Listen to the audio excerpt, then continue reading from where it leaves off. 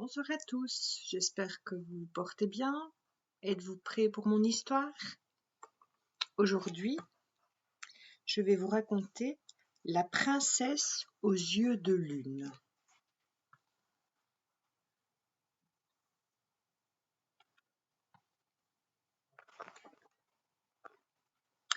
C'est la panique dans le village. Le dragon vert est revenu. Il est gros, il est énorme, il est gluant, repoussant, effrayant, et il crache d'immenses flammes. Elles sortent de sa bouche en faisant de longs pshhh. Et mieux vaut ne pas se trouver sur le chemin de ces longs pshhh. Croyez-moi. Attention! Hurle la vieille Albertine. Trop tard. Le feu vient d'enflammer le toit en chaume de sa maison. Tout flambe.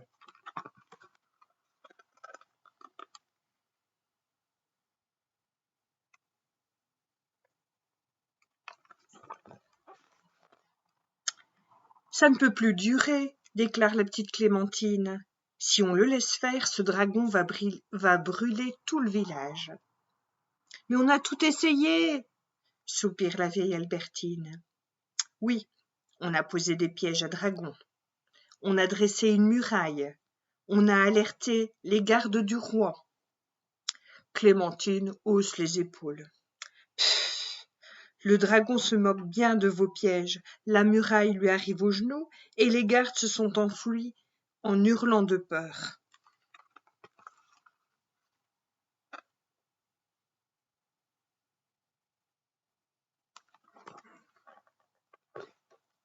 C'est alors que le vieux Firmin s'approche.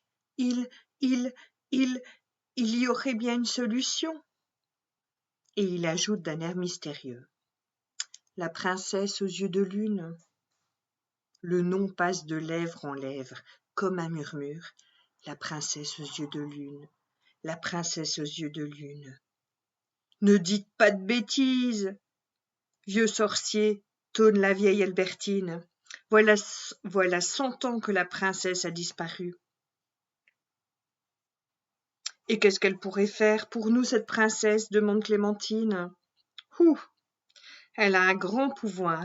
Elle sait anéantir les dragons juste en les fixant avec ses yeux couleur de lune, dit le vieux Firmin. Ah bon? Eh bien moi, je la trouverai, déclare la petite fille.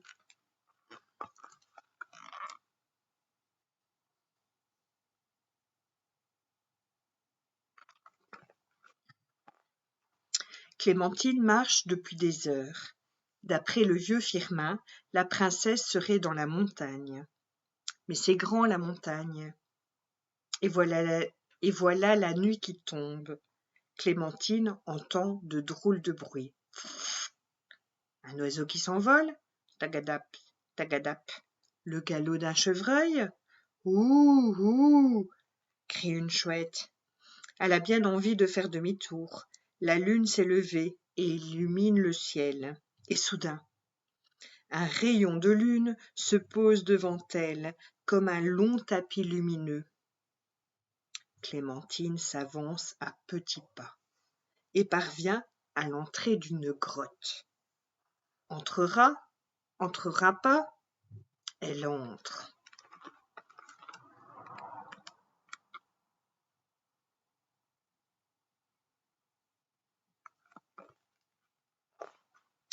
Un souffle régulier emplit le silence de la grotte.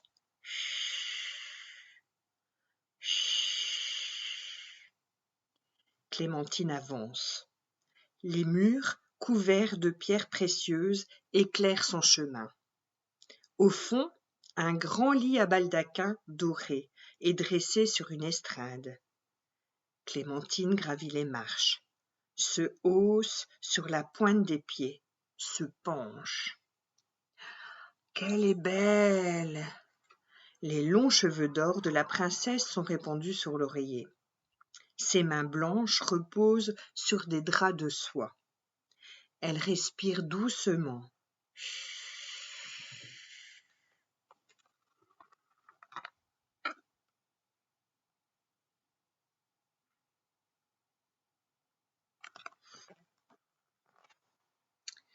Comment fait-on pour réveiller une princesse qui dort depuis plus de 100 ans?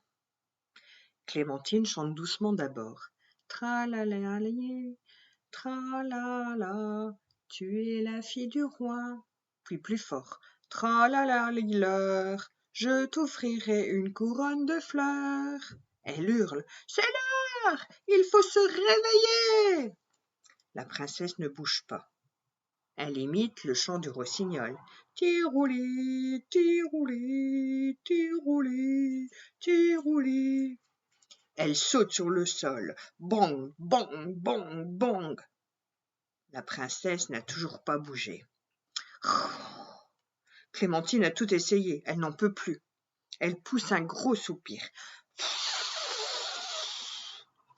Et alors? Et alors? Et alors? Et alors?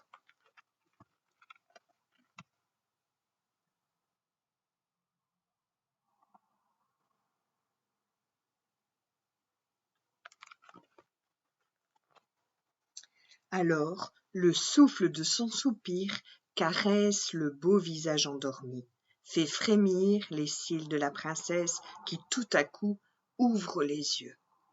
Clémentine se penche. À quoi peuvent bien ressembler des yeux couleur de lune? Elle se redresse, horriblement déçue. La princesse a les yeux bêtement marrons. Des yeux marrons ne peuvent rien contre les dragons. La princesse s'assoit, s'étire en souriant. « Oh, j'ai bien dormi.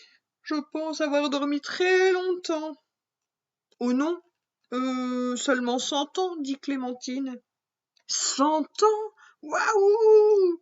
J'ai une faim à présent, moi. Faim? Il s'agit bien de ça, s'exclame Clémentine.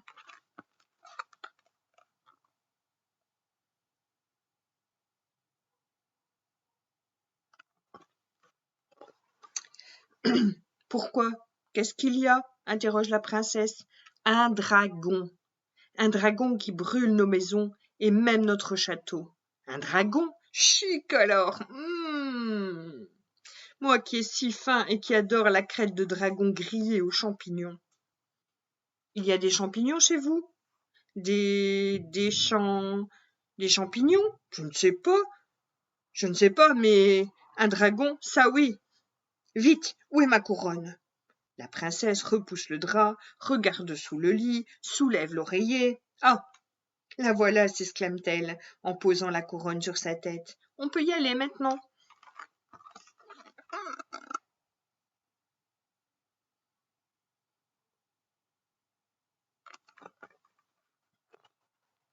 En un rien de temps, elles arrivent au village. Le jour se lève et le sol tremble. Bam! Bam! Bam! C'est le dragon! Tout le monde s'enfuit en hurlant, sauf la princesse. Et là, incroyable! Au moment où son regard se pose sur le dragon, ses yeux se transforment en deux magnifiques petits croissants de lune argentés.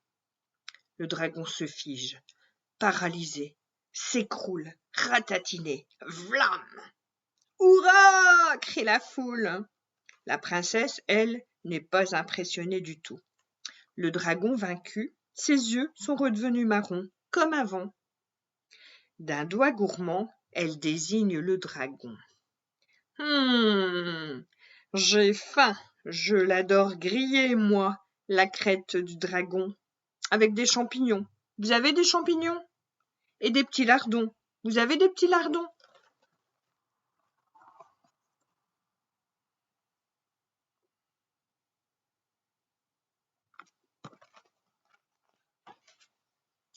Voilà. Écoute et joue. T'as de beaux yeux. Dans les yeux de la princesse, il y a des étoiles, des rayons de soleil ou des croissants de lune.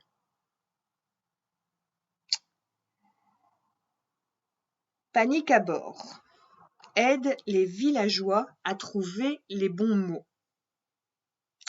Le dragon crache d'immenses lames Au secours, le toit de chaume a pris me.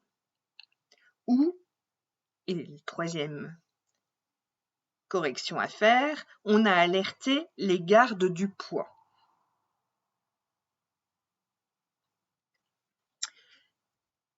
Qui suis-je? Es-tu prêt pour des petites devinettes? Écoute bien et trouve qui je suis. Je fais peur à tout le monde et je crache d'horribles flammes. Qui suis-je? Je suis ronde, avec des pierres précieuses dessus, et on me pose sur la tête des princesses ou des rois. Qui suis-je? Les rois, les reines et les chevaliers y habitent. Qui suis-je?